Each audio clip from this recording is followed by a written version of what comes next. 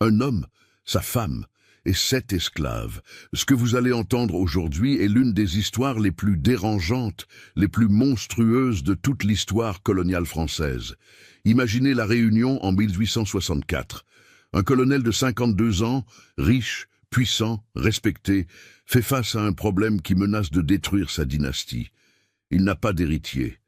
Sa femme a perdu 4 grossesses. Leur lignée est sur le point de s'éteindre. Alors, cet homme prend une décision. Une décision si horrible, si inhumaine, que vous aurez du mal à croire qu'elle s'est réellement produite. Il décide de forcer sa propre épouse à coucher avec 7 de ses esclaves. Un homme différent chaque jour de la semaine, sous sa supervision, selon un calendrier précis, pour produire un héritier, peu importe qui est le père biologique. Ce qui commence comme un plan froid et calculé va se transformer en cauchemar pour tout le monde. Pour les 7 hommes forcés de violer la femme de leur maître, pour l'épouse aristocratique transformée en instrument de reproduction, et pour le colonel lui-même, dont le plan va détruire exactement ce qu'il essayait de sauver, rester jusqu'à la fin.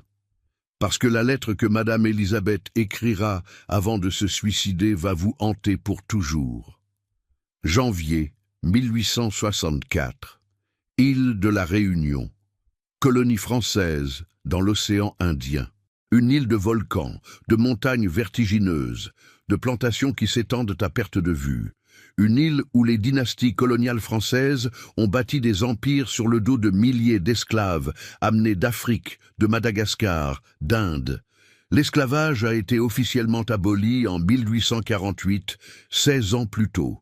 Mais en réalité, sur les domaines isolés perdus dans les hauts, les montagnes centrales de l'île, l'esclavage continue sous d'autres formes.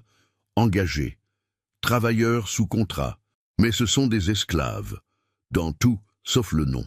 Le domaine des hauts plateaux est l'un de ces endroits, situé à 1200 mètres d'altitude, caché par les forêts tropicales et les brumes matinales. Le domaine s'étend sur 1200 hectares. Des plantations de café Bourbon pointu, le meilleur café du monde à cette époque. Des centaines de travailleurs qui cultivent, récoltent, traitent des grains précieux. Et au sommet de la colline, la plus haute, dominant tout comme un château médiéval transposé sous les tropiques, se dresse la grande case de Rochefort. Une demeure coloniale magnifique, 3 étages, des balcons en bois sculptés, des jardins à la française, une bibliothèque de 3000 volumes, des salons décorés avec des meubles importés de Paris. C'est la maison du colonel Auguste Beaumont de Rochefort et de sa femme, Madame Élisabeth. Le colonel Auguste a 52 ans. C'est un homme grand, mince, avec une moustache grise impeccablement taillée. Il porte toujours des costumes européens, même sous le soleil tropical. Il a des yeux froids, calculateurs. Il est de la 3e génération de Rochefort à La Réunion. Son grand-père est arrivé en 1780, a construit le domaine à partir de rien. Son père l'a agrandi et Auguste l'a perfectionné. Il est respecté dans toute l'île. Craint aussi. Il siège au conseil colonial à Saint-Denis. Il contrôle les prix du café dans la région. Il est membre de tous les clubs exclusifs. Il est riche, très riche. Sa fortune est estimée à 800 000 francs. Une somme colossale. Mais Auguste a un problème. Un problème qui menace de détruire tout ce que 3 générations de Rochefort ont construit. Il n'a pas d'héritier, pas de fils, pas de fille, pas d'enfant du tout. Il a épousé Élisabeth Dufresne il y a 15 ans, en 1849. Élisabeth vient d'une bonne famille de planteurs de Maurice. Elle avait 23 ans, lui 37. Un mariage arrangé comme c'était la coutume. Élisabeth est tombée enceinte 4 fois durant ces 15 années. 4 fois, elle a perdu l'enfant. La première à 3 mois, la deuxième à 5 mois, la troisième à 7 mois, une fille mort-née. La 4e à 4 mois. Chaque perte a été dévastatrice, pour Élisabeth surtout, mais aussi pour Auguste. Car sans héritier, que va-t-il se passer à sa mort? Selon les lois de succession, le domaine ira à son cousin éloigné à Paris. Un homme qu'Auguste méprise, un homme qui vendra probablement le domaine et dilapidera la fortune. 3 générations de travail, de sacrifices, de construction perdues. Auguste a consulté tous les médecins de La Réunion et de Maurice. Ils ne peuvent rien faire. Certains disent que c'est la volonté de Dieu. D'autres parlent vaguement de faiblesse constitutionnelle d'Élisabeth. Mais personne n'a de solution. Élisabeth a maintenant 38 ans. Le temps presse. Dans quelques années, il sera biologiquement trop tard. Auguste dort mal. Il devient obsédé. Il passe des heures dans son bureau, calculant, planifiant, cherchant une solution, n'importe quelle solution. Un soir de février 1864, une lettre arrive. Elle vient de Martinique, de son cousin, le colonel Henri Dumont. Auguste et Henri correspondent régulièrement. Ils partagent des nouvelles des colonies, des conseils sur la gestion des plantations, des informations sur les marchés. Mais cette lettre est différente. Auguste la lit dans la solitude de son bureau, et ce qu'il lit le glace et le fascine. Henri écrit qu'il a récemment entendu, lors d'une réunion privée avec d'autres planteurs, des histoires troublantes, des pratiques secrètes. Des familles de l'élite coloniale, confrontées au même problème qu'Auguste, ont trouvé des solutions créatives. Henri écrit avec prudence, utilisant des euphémismes. Mais le message est clair. Certaines familles, désespérées pour des héritiers, ont permis que des esclaves sélectionnés aient des relations avec leurs épouses. Les enfants nés de ces unions sont présentés comme légitimes, comme les enfants du mari. Personne ne questionne, tant que l'apparence physique n'est pas trop évidente, tant que le secret est maintenu. Henri termine la lettre en disant qu'il ne juge pas, qu'il comprend le désespoir d'Auguste, et que si Auguste choisit d'explorer cette option, il ne dira jamais rien à personne. Auguste relit la lettre 3 fois, puis il la brûle dans la cheminée. Il regarde les flammes consumer le papier. Son esprit travaille, analyse, calcule. C'est monstrueux, c'est impensable, c'est une abomination. Mais est-ce que ça pourrait fonctionner? Il pense à Élisabeth, à la faire coucher avec un autre homme. L'idée le révulse, mais il pense aussi à la dynastie, à 3 générations de Rochefort, à son grand-père qui a défriché ses terres avec ses mains, à son père qui a résisté aux cyclones, aux maladies, aux révoltes d'esclaves, à lui-même qui a transformé le domaine en l'un des plus prospères de l'île. Tout cela va-t-il disparaître parce qu'Élisabeth ne peut pas porter un enfant à terme? Non, Auguste ne le permettra pas. Il va trouver une solution. N'importe quelle solution, même celle-ci. Les jours suivants, Auguste observe ses travailleurs avec de nouveaux yeux. Il a 180 hommes sur le domaine. Africains, malgaches, comoriens. Il commence à les évaluer. Pas pour le travail, mais pour autre chose. Il cherche des caractéristiques spécifiques, jeunesse, santé, force physique, intelligence, et surtout une apparence qui pourrait produire des enfants pas trop visiblement métis, des hommes avec une peau pas trop foncée, des traits pas trop africains, parce que l'enfant devra être présenté comme le sien, et Auguste a la peau claire, des yeux bleus, des traits européens classiques. L'enfant devra être crédible. Après 2 semaines d'observation discrète, Auguste sélectionne 7 hommes. Pourquoi 7? Parce que 7 jours dans la semaine, un homme par jour. Cela maximise les chances de grossesse, et cela assure une variété génétique qui pourrait produire un enfant avec des traits acceptables. Auguste fait appeler son régisseur, M. Dubois, un homme de confiance qui a travaillé pour la famille pendant 25 ans. Dans le secret de son bureau, Auguste explique le plan. Dubois est choqué, mais il est aussi totalement loyal à la famille Rochefort. Il accepte d'aider. Les 7 hommes sélectionnés sont Jean-Baptiste, 28 ans, du Sénégal. Grand, très fort, travaille dans les champs. Peau foncée mais très relativement fin. Intelligent. Parle français couramment. Michel, 26 ans, de Madagascar. Peau plus claire, presque caramel. Très intelligent. Travaille comme assistant dans les bureaux du domaine. Sait lire et écrire. Louis, 30 ans, du Mozambique. Santé exceptionnelle. N'a jamais été malade en 10 ans au domaine. Peau brun foncé, très calme et obéissant. Antoine, 27 ans, des Comores. Considéré comme le plus beau homme du domaine. Peau claire pour un Africain. Yeux verts, traits presque européens. Travaille comme jardinier. François, 25 ans, de Guinée. le plus jeune, énergique, peau très foncée, mais jeune et fort. Pierre, 29 ans, du Congo, le plus obéissant, n'a jamais causé de problème, exécute tous les ordres sans question. Joseph, 31 ans, de Zanzibar, le plus âgé, expérimenté, marié à une femme du domaine avec 3 enfants, peau brun moyen.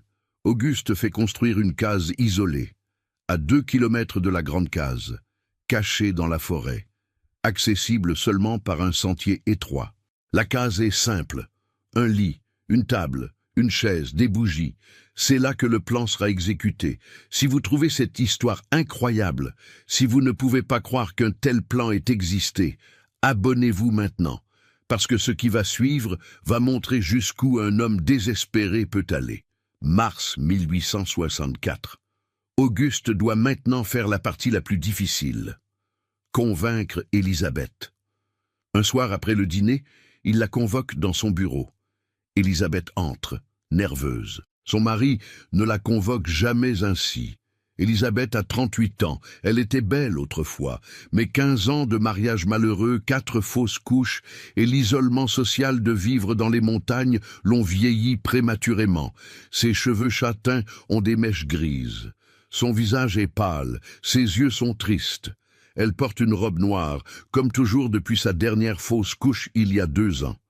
Auguste ne perd pas de temps en préliminaire. Élisabeth, notre situation est devenue insoutenable. Nous n'avons pas d'héritier. Sans héritier, tout ce que ma famille a construit sera perdu. J'ai trouvé une solution. Élisabeth le regarde, confuse. Une solution? Quel genre de solution? Auguste lui explique, froidement, cliniquement, comme s'il parlait de l'achat de nouveaux bétails. Il lui dit que des médecins ont suggéré que le problème n'est pas sa capacité à concevoir, mais sa capacité à porter un enfant à terme. Que peut-être un sang neuf pourrait produire un enfant plus robuste. Il lui parle des pratiques dans d'autres colonies. Il lui dit qu'il a sélectionné 7 hommes, qu'elle devra se donner à eux selon un calendrier précis, qu'un enfant naîtra, que cet enfant sera présenté comme le leur, que personne ne saura jamais. Élisabeth reste silencieuse pendant un long moment. Puis elle dit, d'une voix à peine audible, « Vous me demandez d'être infidèle avec des esclaves ?» Auguste se lève, imposant. « Je ne te demande pas, je t'ordonne. Tu es ma femme, tu me dois obéissance, et tu dois obéissance à cette famille. Nous ferons ce qui est nécessaire pour sauver notre lignée. » Élisabeth commence à pleurer. « Non. Non, je ne peux pas. C'est une abomination. C'est un péché mortel. » Auguste s'approche d'elle. « Tu le feras. Ou je te renvoie à Maurice, déshonoré, sans un sou. Et je prendrai une nouvelle épouse qui pourra me donner ce que tu n'as pas pu me donner. » Élisabeth réalise qu'elle n'a aucun pouvoir, aucun choix. Dans la société de 1864, une femme divorcée et déshonorée n'a littéralement nulle part où aller. Sa propre famille la rejetterait. Elle serait une paria sociale. Elle mourrait probablement dans la pauvreté et la honte. Alors elle baisse la tête et elle murmure « D'accord, je le ferai. Que Dieu me pardonne, je le ferai. » Le lendemain, Auguste convoque les 7 hommes dans la cour de la grande case. C'est tôt le matin. Le soleil vient juste de se lever. Les 7 hommes se tiennent en ligne, confus, terrifiés. Quand le maître convoque ainsi, ce n'est jamais bon. Auguste les regarde un par un. Puis il parle. « Vous avez été sélectionnés pour un service spécial, un service qui, si vous obéissez, vous apportera des récompenses. Si vous désobéissez, vous serez vendus aux plantations de sucre de Maurice où vous mourrez en 3 ans. Comprenez-vous » Les 7 hommes hochent la tête. « Oui, maître. » Auguste continue. « Chacun de vous aura un jour assigné de la semaine. Ce jour-là, vous vous rendrez à la case isolée dans la forêt à la tombée de la nuit. Madame Élisabeth sera là. Vous ferez ce qui est nécessaire pour qu'elle conçoive un enfant. Vous ne parlerez jamais de ceci. À personne. Si quelqu'un parle, tous seront punis. Celui qui sera le père de l'enfant qui naîtra recevra sa liberté et 5 000 francs. Les autres recevront 500 francs chacun. » Les 7 hommes sont choqués, horrifiés. Ils se regardent. C'est Joseph, le plus âgé, qui ose parler. Maître, vous nous demandez de... Avec madame. Auguste le regarde froidement. Je ne demande pas. J'ordonne. Jean-Baptiste dit, mais maître, c'est la femme du maître. C'est interdit. C'est un crime. Auguste sourit. Un sourire froid et cruel. C'est seulement un crime si quelqu'un le sait. Et personne ne le saura. Parce que si quelqu'un parle, cette personne mourra. Lentement. Douloureusement. Ai-je été clair? Les 7 hommes baissent les yeux. Oui, maître. Auguste distribue le calendrier. Jean-Baptiste, lundi. Michel, mardi. Louis, mercredi. Antoine, jeudi. François, vendredi. Pierre, samedi. Joseph, dimanche. Vous commencerez ce soir. Jean-Baptiste, vous êtes le premier. Ne me décevez pas. Ce soir-là, Jean-Baptiste marche sur le sentier étroit vers la case isolée. Chaque pas est une torture. Il ne veut pas faire cela. C'est mal. C'est une violation de toutes les lois, humaines et divines. Mais que peut-il faire? S'il refuse, il sera vendu. Ou pire, il pense à la mort. Serait-ce mieux? Mais non. Il a une sœur au domaine. Si lui est puni, elle le sera aussi. C'est toujours ainsi. Les maîtres punissent les familles entières. Il arrive à la case. La porte est entr'ouverte. Il entre. Il y a des bougies allumées. Et sur le lit, il voit Madame Élisabeth. Elle porte une chemise de nuit blanche. Ses cheveux sont détachés. Elle est assise, raide, les mains croisées sur ses genoux. Elle ne le regarde pas. Jean-Baptiste referme la porte. Il reste debout, ne sachant pas quoi faire. Finalement, Élisabeth parle. Sa voix est froide, morte. Faisons en sorte que ce soit rapide. Jean-Baptiste s'approche. Madame, je suis désolé. Je ne veux pas... Élisabeth l'interrompt. Tais-toi, ne parle pas. Faisons simplement ce que nous devons faire. Et oublions que cela s'est produit. Ce qui se passe ensuite est une horreur silencieuse. Ce n'est pas de l'amour. Ce n'est pas du désir. C'est une transaction forcée, une violence déguisée en obéissance. Jean-Baptiste fait ce qu'on lui a ordonné. Élisabeth reste immobile, les yeux fermés, les larmes coulant silencieusement. Quand c'est fini, Jean-Baptiste se rhabille rapidement et sort sans un mot. Élisabeth reste allongée, fixant le plafond. Elle se sent souillée, violée, même si techniquement elle a consenti. Mais quel choix avait-elle vraiment? Le lendemain soir, c'est Michel, puis Louis, puis Antoine, puis François, puis Pierre, puis Joseph, 7 hommes, 7 nuits. Chaque nuit est une répétition du même cauchemar. Certains des hommes essaient d'être doux, d'autres sont brutaux dans leur honte et leur colère. Élisabeth développe une technique de dissociation. Elle se force à penser à autre chose pendant les actes. Elle récite des prières. Elle se souvient de son enfance à Maurice. Elle se transporte mentalement ailleurs, n'importe où sauf ici. N'importe où sauf dans ce corps qui est utilisé comme un instrument. La première semaine se termine, puis une deuxième, puis une troisième. Mars devient avril. Avril devient mai. Le calendrier continue, implacable. Chaque soir, un homme différent. Élisabeth devient de plus en plus détachée. Elle parle à peine. Elle ne mange presque plus. Elle a des cernes profonds sous les yeux. Auguste observe mais ne dit rien. Tant qu'elle obéit, c'est tout ce qui compte pour lui. Les 7 hommes réagissent différemment. Jean-Baptiste est torturé par la culpabilité. Il prie constamment. Il demande pardon à Dieu. Michel, l'intelligent, essaie de parler à Élisabeth, de créer une connexion humaine. Il lui dit qu'il est désolé, qu'il ne veut pas lui faire de mal. Élisabeth ne répond jamais. Louis obéit mécaniquement.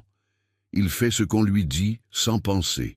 Antoine, le bel homme, essaie d'être doux. Il touche Élisabeth avec tendresse. Cela la rend malade. Elle préfère la brutalité mécanique. Au moins, c'est honnête. François, le plus jeune, pleure après chaque rencontre. Pierre, le plus obéissant, devient de plus en plus distant et étrange.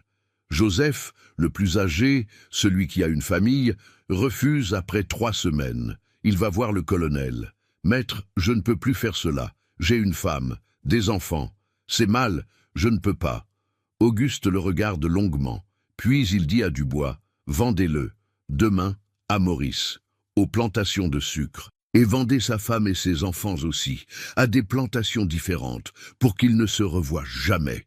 Joseph est emmené le lendemain, en chaîne, criant, suppliant. Ses enfants pleurent, sa femme s'effondre. Les 6 autres hommes voient cela, et ils comprennent. Il n'y a pas d'échappatoire, il n'y a que l'obéissance ou la destruction. Le calendrier est réajusté. Joseph, dimanche, est supprimé. Il reste 6 hommes, 6 jours par semaine. Dimanche est maintenant le jour de repos.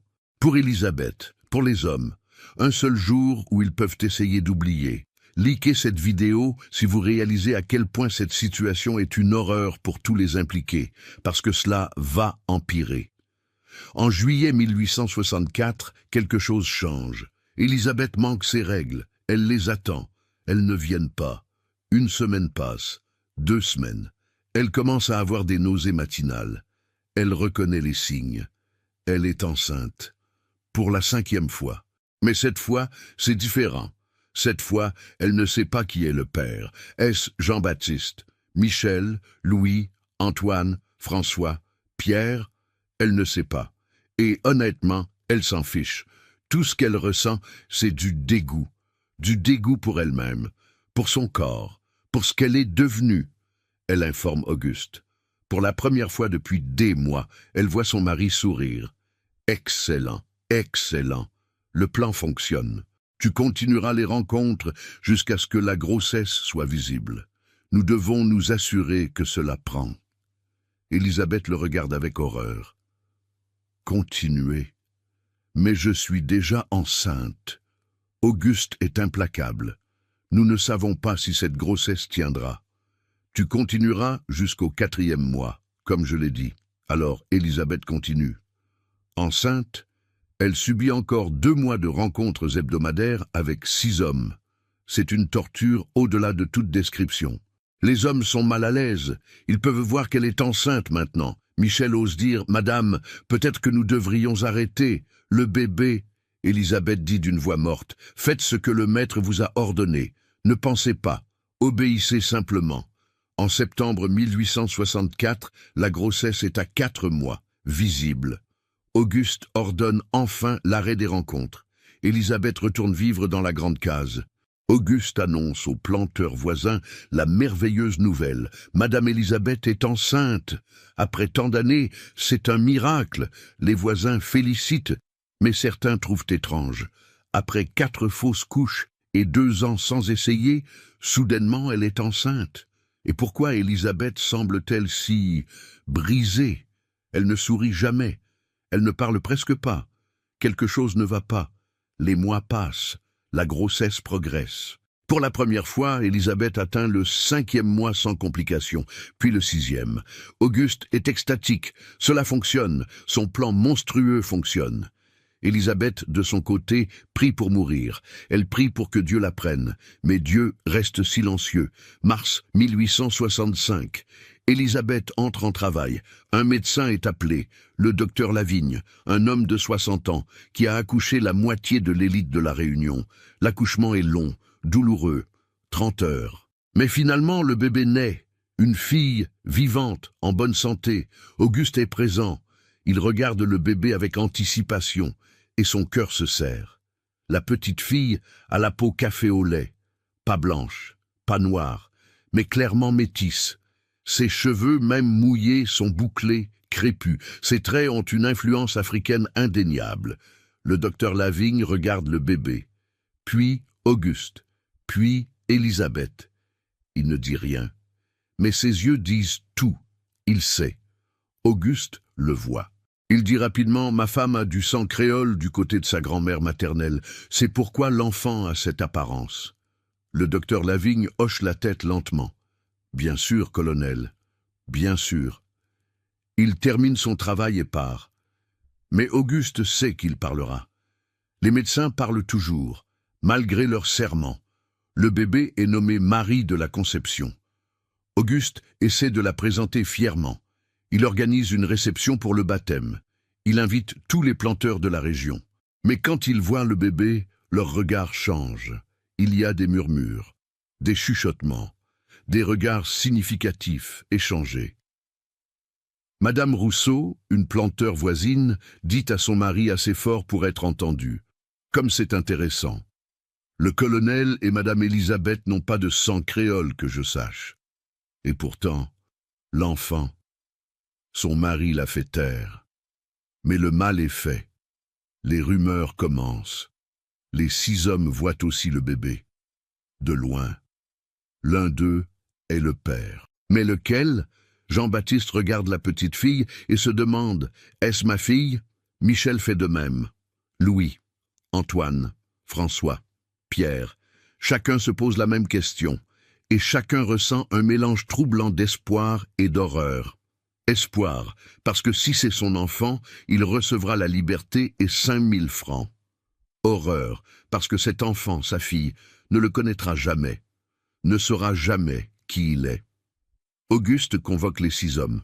Il leur dit « Je ne peux pas déterminer lequel d'entre vous est le père. L'enfant porte des caractéristiques de plusieurs d'entre vous. Donc, je vais être généreux. Vous recevrez tous 1000 francs. Aucun de vous ne sera libéré, parce que je ne sais pas qui le mérite. Et je ne peux pas libérer 6 hommes sans éveiller de soupçons. Les 6 hommes sont dévastés. Ils ont enduré des mois d'horreur. Et maintenant, même la récompense promise leur est refusée. Mais que peuvent-ils faire? Rien. Absolument rien. Les mois passent, les rumeurs sur Marie continuent, mais Auguste maintient son histoire, sang créole, héritage lointain, certains y croient, d'autres non, mais sans preuve, personne n'ose l'accuser ouvertement.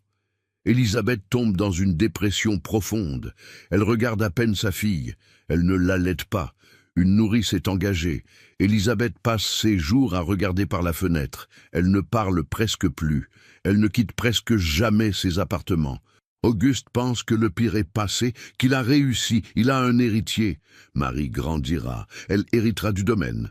La lignée Rochefort continuera.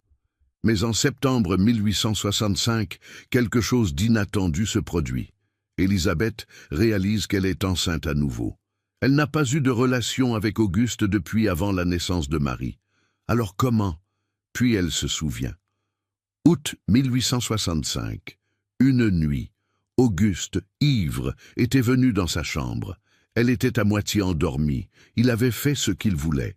Elle avait à peine résisté. Elle ne résistait plus jamais à rien. Et maintenant elle est enceinte. De Auguste cette fois. Certainement, ou peut-être pas.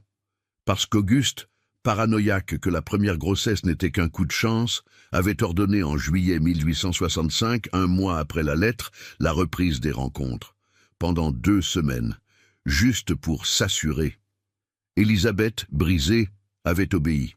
Donc cette 2e grossesse pourrait être de Auguste, ou pourrait être d'un des 6 hommes. Encore une fois, quand Élisabeth annonce la grossesse à Auguste, il est ravi. Excellent, un 2e enfant. Un fils peut-être, la dynastie est vraiment sauvée, mais Élisabeth ne ressent rien, rien du tout. Elle est morte à l'intérieur.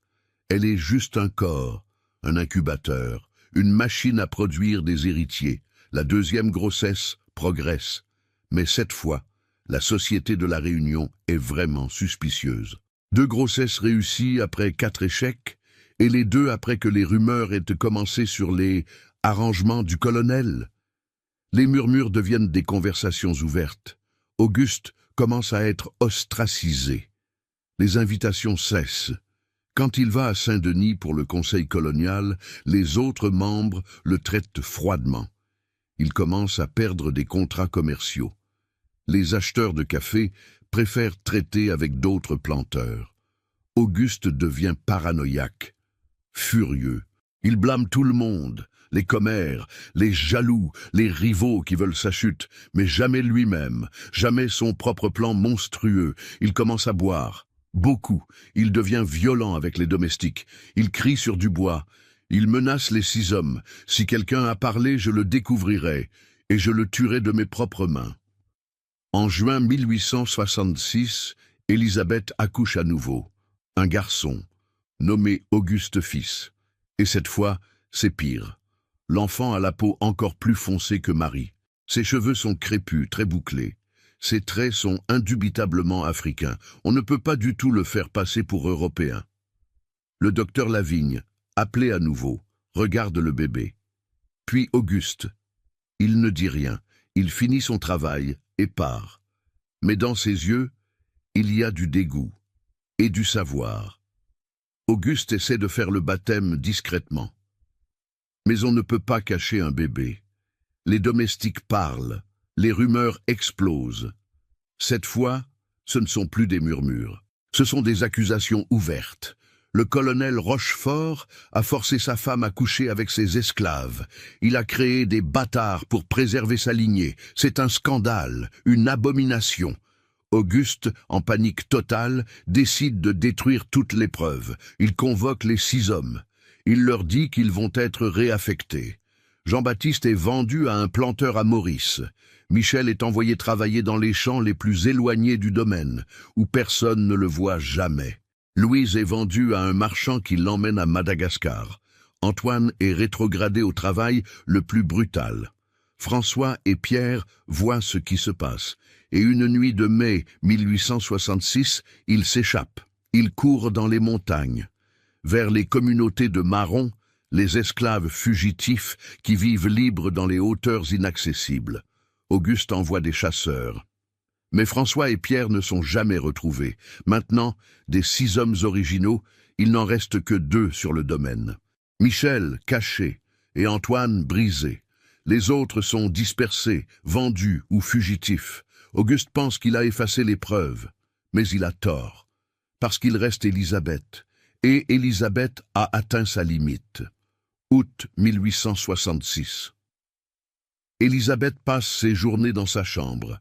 Elle regarde ses 2 enfants, Marie, maintenant 1 an et demi, Auguste fils, 2 mois, 2 enfants métis qui ne connaîtront jamais leur vrai père, 2 enfants qui grandiront dans une société qui les rejettera, 2 enfants qui porteront le poids du crime de non pas leur père, leur propriétaire. Le colonel n'est pas vraiment leur père.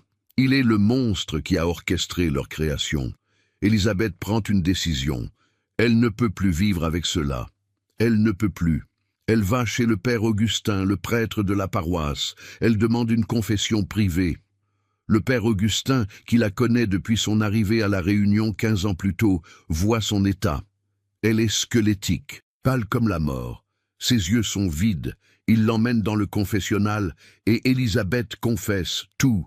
Le plan du colonel, les 7 hommes, les mois d'horreur, les 2 enfants, tout. Le père Augustin écoute avec une horreur croissante. Quand elle termine, il y a un long silence. Puis il dit « Ma fille, ce que tu me dis est... C'est au-delà de toute chose que j'ai entendu dans 40 ans de sacerdoce. » Élisabeth dit « Je sais.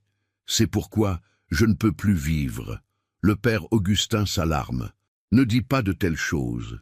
Ta vie appartient à Dieu. » Élisabeth sourit tristement.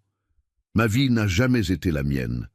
Elle a toujours appartenu aux hommes, à mon père, à mon mari, aux 6 esclaves forcés de me violer. Je n'ai jamais été libre, mais je le serai bientôt. » Le père Augustin essaie de la convaincre de vivre, de trouver de l'aide, de témoigner contre son mari. Mais Élisabeth sait que témoigner ne ferait qu'empirer les choses. Elle serait détruite socialement. Ses enfants aussi. Non, il n'y a qu'une seule sortie. Elle rentre à la grande case. Elle monte dans sa chambre. Elle ferme la porte à clé. Elle sort une bouteille de laudanum qu'elle a accumulée pendant des mois. Et elle écrit une lettre. Une longue lettre, adressée au père Augustin. Dans cette lettre, elle détaille tout, avec des dates, des noms, des descriptions. Elle termine en disant « Je sais que ce que je m'apprête à faire est un péché mortel, que je serai damné, mais je suis déjà en enfer. Depuis mars 1864, depuis le premier soir où j'ai été forcé à entrer dans cette case, je n'ai plus vécu depuis. J'ai seulement existé, comme un fantôme, comme une machine. Je ne peux plus. À mes enfants, Marie et Auguste, je m'excuse. Je suis désolé de vous abandonner. Mais vous méritez une mère meilleure que ce que je suis devenu. Peut-être que sans moi, vous aurez une chance de vivre sans porter mon fardeau. » Aux 6 hommes qui ont été forcés de participer à cette abomination, je demande pardon. Vous étiez autant victimes que moi. J'espère que vous trouverez la paix que je ne peux pas trouver. À mon mari, Auguste Beaumont de Rochefort, je ne pardonne rien. Vous avez détruit ma vie. Vous avez détruit ces hommes. Vous avez créé des enfants qui porteront le poids de votre crime. Puissiez-vous vivre assez longtemps pour voir votre dynastie s'effondrer. Puissiez-vous mourir seul, haï et oublié. Que Dieu me pardonne. Ou non, je m'en fiche. Élisabeth de Rochefort, 8 août 1866. Elle scelle la lettre. Elle la donne à sa femme de chambre avec instruction de la remettre au père Augustin le lendemain. Puis elle boit toute la bouteille de laudanum. Elle s'allonge sur son lit. Elle ferme les yeux. Et elle attend la mort. Elle arrive doucement, comme un sommeil. Le premier vrai repos qu'Élisabeth a eu en 2 ans et demi. Le lendemain matin, la femme de chambre trouve le corps. Elle crie. Les domestiques accourent. Auguste est appelé. Il voit sa femme morte. Et à côté du lit, il voit une bouteille vide. Il comprend immédiatement. Suicide. Il essaie de faire passer cela pour une mort naturelle. Crise cardiaque, dit-il au médecin. Mais le docteur Lavigne fait une autopsie. Il trouve le laudanum. Il sait que c'est un suicide. Et il le dit. La lettre arrive au père Augustin. Il la lit. Il pleure. Puis il prend une décision difficile. Normalement, le secret de la confession est absolu. Mais ceci n'était pas une confession. C'était une lettre. Et le contenu est trop horrible pour rester secret. Il apporte la lettre aux autorités coloniales à Saint-Denis. Le gouverneur la lit. Il est choqué, horrifié, mais aussi il est pragmatique. Si cette histoire devient publique, cela créera un scandale qui ébranlera toute la colonie. Cela remettra en question l'ordre social. Cela donnera des idées dangereuses aux esclaves. Le gouverneur décide d'un compromis. L'histoire ne sera pas rendue publique officiellement. Mais Auguste Beaumont de Rochefort sera ruiné socialement. Tous les contrats avec lui seront annulés. Il sera expulsé du conseil colonial. Il sera ostracisé totalement. C'est une punition sans procès, mais c'est une punition efficace. Auguste apprend le contenu de la lettre. Il sait que tout est fini. En quelques semaines, il perd tout. Ses contrats, sa position sociale, ses amis. Même ses domestiques commencent à partir. Ils ne veulent plus travailler pour lui. Auguste commence à boire constamment. Il ne sort plus de son bureau. Il parle seul, il voit des fantômes. Élisabeth, les 7 hommes. Il devient fou. En octobre 1866, des créanciers viennent au domaine. Auguste a des dettes, beaucoup de dettes. Sans les contrats, il ne peut pas payer. Le domaine est saisi. Il sera vendu aux enchères. Auguste est expulsé de sa propre maison, la maison que son grand-père a construite, la maison où il est né. Il est emmené à Saint-Denis, placé dans un asile pour aliénés. Il y passera les 2 dernières années de sa vie, fou, parlant au mur, criant contre des ennemis imaginaires. Il meurt en août 1868, à 56 ans, seul, détesté, oublié. Le domaine des Hauts Plateaux est vendu aux enchères en novembre 1868. Acheté par un consortium de commerçants, ils le divisent, le vendent par parcelles. La grande case est démolie. Ils disent qu'elle est maudite. En 1870, il ne reste rien du domaine Rochefort, comme si 3 générations de travail n'avaient jamais existé. La dynastie est éteinte, complètement, définitivement.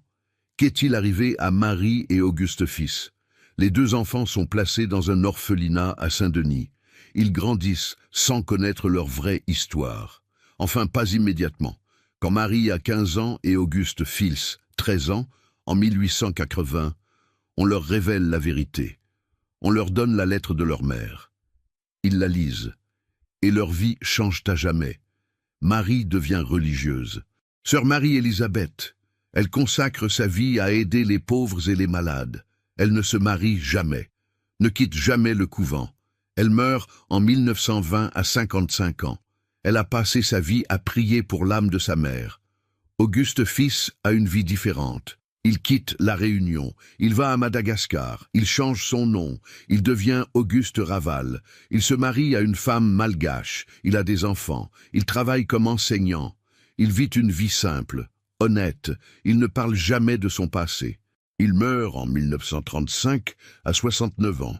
Ses descendants vivent aujourd'hui à Madagascar, portant le nom Raval, sans savoir l'histoire horrible de leur ancêtre. Et les 6 hommes ? Jean-Baptiste, vendu à Maurice, travaille dans les plantations de sucre pendant 15 ans. Il est libéré en 1881, quand Maurice abolit finalement les dernières formes de servitude. Il reste à Maurice, travaillant comme docker. Il meurt en 1890, à 54 ans. Michel, caché dans les champs éloignés du domaine pendant 2 ans, est finalement libéré quand le domaine est vendu. Il travaille comme enseignant dans une petite école pour enfants créoles. Il meurt en 1895, à 57 ans.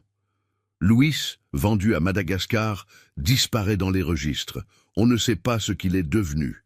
Antoine, le bel homme, brisé par le travail brutal, meurt en 1868 à seulement 31 ans, d'épuisement et de maladie. François et Pierre, les fugitifs, vivent libres dans les montagnes pendant 20 ans. Ils rejoignent une communauté marron. Ils se marient, ont des enfants. François meurt en 1885 à 44 ans. Pierre vit jusqu'en 1902, 65 ans. Leurs descendants vivent encore dans les Hauts de la Réunion aujourd'hui. Joseph, vendu avec sa famille en 1864, meurt dans les plantations de Maurice en 1867. Sa femme et ses enfants survivent. Ses descendants vivent à Maurice aujourd'hui. Donc au final, de ce plan monstrueux, qu'est-ce qui reste? 2 enfants traumatisés, un colonel mort fou, une femme suicidée, 6 hommes dispersés, brisés, certains morts prématurément, une dynastie éteinte, un domaine détruit, et des milliers de descendants qui portent dans leur ADN l'héritage de cette horreur, sans le savoir. Cette histoire nous dit quelque chose d'important. Elle nous dit que la fin ne justifie jamais les moyens, que le désespoir peut transformer n'importe qui en monstre. Auguste Beaumont de Rochefort n'était probablement pas un monstre au départ, c'était juste un homme obsédé par la préservation de sa lignée. Mais cette obsession l'a transformé. Elle lui a fait faire l'impensable. Elle lui a fait détruire sa propre femme. Violer psychologiquement 6 hommes, créer des enfants qui porteraient le poids de son crime. Et au final, il a perdu tout ce qu'il essayait de sauver. Cette histoire nous dit aussi que l'esclavage créait des situations impossibles, des dynamiques de pouvoir si déséquilibrées que n'importe quelle horreur devenait possible. Auguste avait le pouvoir de forcer 6 hommes à violer sa femme, et il ne pouvait rien faire. Élisabeth n'avait aucun pouvoir de refuser. Elle était prisonnière de son mariage, de sa société, de son époque. Les 6 hommes étaient prisonniers de leur statut d'esclave. Personne dans cette histoire n'était vraiment libre, sauf peut-être François et Pierre, qui ont choisi la fuite, qui ont choisi la liberté, même si cela signifiait la mort potentielle. Si cette histoire vous a choqué, si elle vous a fait réfléchir sur la nature du pouvoir, de l'obsession et des conséquences de nos actions, partagez cette vidéo. Commentez en me disant de quel pays ou de quelle ville vous nous écoutez. Abonnez-vous pour plus d'histoires vraies qui explorent les coins les plus sombres de l'histoire de l'esclavage.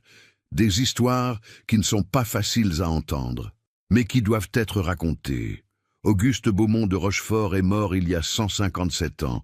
Élisabeth est morte il y a 159 ans. Mais leur histoire vit, parce que nous refusons de l'oublier, parce que nous refusons de détourner les yeux de l'horreur. L'histoire n'est pas seulement composée de héros et de victoires, elle est aussi composée de monstres et de tragédies. Et nous devons nous souvenir des deux, pour ne jamais répéter les erreurs du passé. Merci d'avoir écouté jusqu'au bout. Cette histoire était difficile à raconter.